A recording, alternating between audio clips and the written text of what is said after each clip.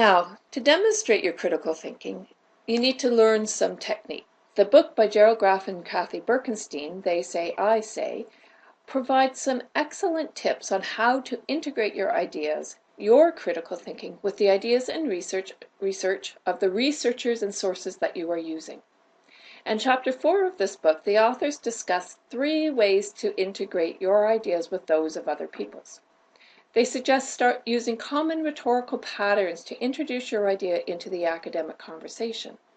Start your argument by stating where you stand before launching into a mass of detailed evidence.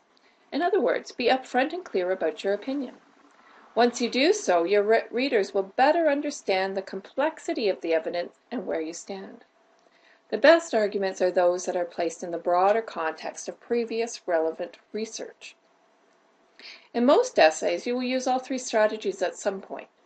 As suggested by the chapter title, Yes, No, Okay, But, the first way is to agree with what other people have said, but you need to agree with a difference. Once you say you agree, then you have to say why. You need to do more than simply echo what others have said. You must bring something new to the conversation. Another tactic is to disagree. Again, it is essential to explain why you disagree. Just disagreeing is not enough. You need to turn your disagreement into an argument by giving reasons for why you disagree.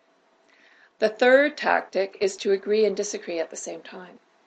Well, this may seem difficult. It isn't really. What you are doing here is agreeing with some parts of the other person's argument while disagreeing with another part.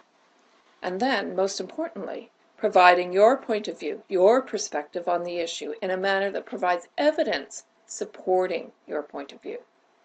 When you're reading any article or book, pay attention to the ways in which the author agrees, disagrees, or both with other researchers in the field. Also pay attention to the way in which the author integrates the various points of view. If you have the Graff and Burkenstein book, take a look at it now. Take a look at the short article called Hidden Intellectualism on page 198. Pause the video and underline the phrases used to introduce the author's ideas and those used to introduce the ideas of other people. Now that you've started to think about integrating your ideas with those of other people, you might be wondering about the best way to phrase your idea so that it is clear that you are talking about what you think. Today, most professors will accept the use of I in writing when you're talking about your own ideas.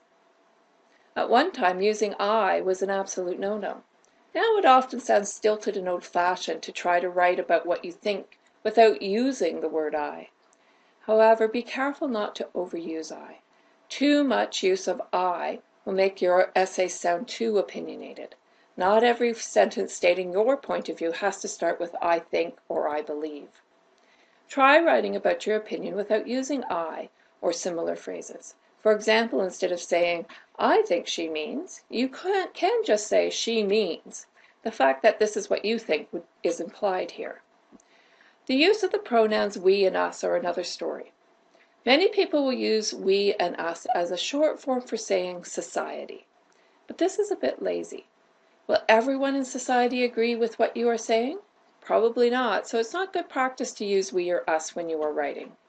There are a couple of exceptions. In teaching, as I do in these videos, I and other teachers will use we and us to refer to those people who are in the classroom. In this respect, it's a rhetorical device to make everyone feel like they're part of the group. You will also see this device used in polemical or opinion editorial articles. The other time that using we or us is acceptable is when you are writing as part of a team or a group. In that case, we refers to the group who is working together.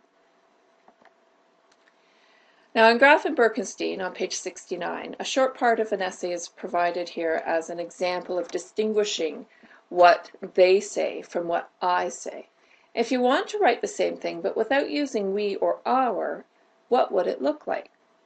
So the first version is, we are all middle class, or so it would seem. Our national consciousness, as shaped in large part by the media and our political leadership, provides us with a picture of ourselves as a nation of prosperity and opportunity, with an ever-expanding middle-class lifestyle.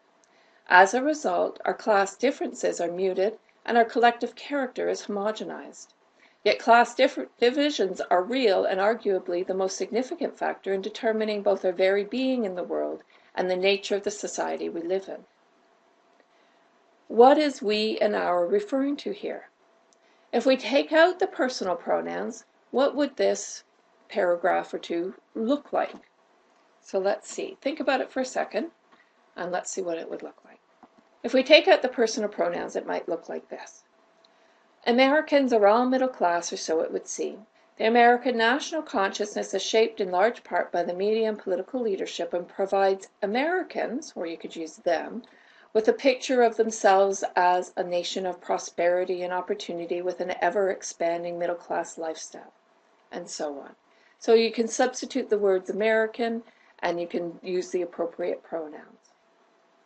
Now, when I'm marking essays, the first thing I ask when I see the words we or us or our is, who do you, the writer, mean exactly?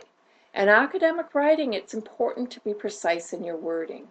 Say exactly who and what you mean.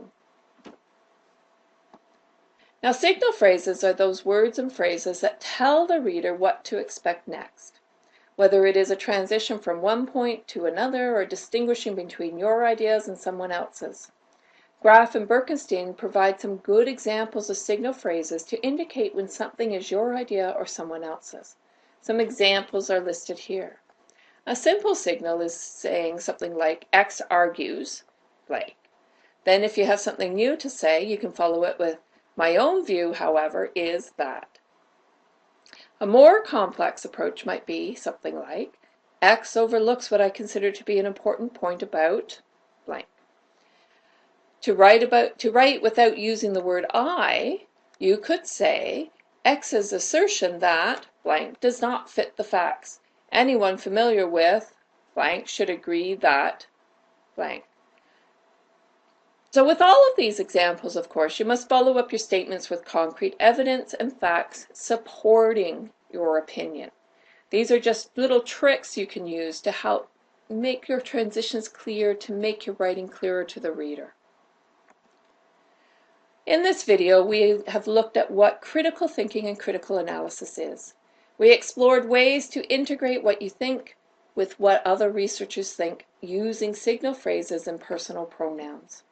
Finally, I'd like you to take a minute to watch the video of Stephen King giving advice to young wannabe writers.